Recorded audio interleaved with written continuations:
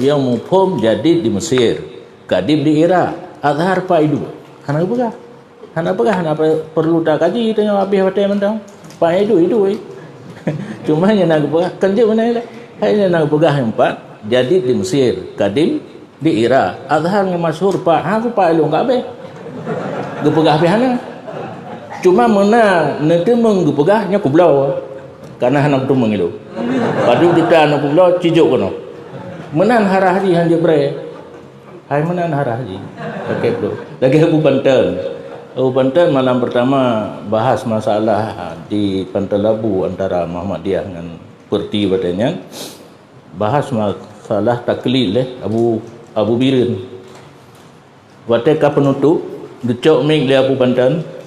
Nyo malam tengah bahas masalah tarawih. Tetapi segala truk masanya lu umumkan ba'dadun mandum dari terawih 8 hana dalam ayat, hana dalam hadis, hana dalam undang-undang negara. Malam tengah nak payah tak boleh. Munyona sejuta lomlo, sejuta watanya le peng.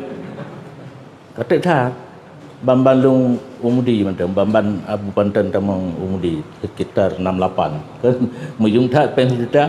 Maknanya tengah aja orang yang aku ni harah lagi nanti menyona lepat acok peng tu bantu baca apa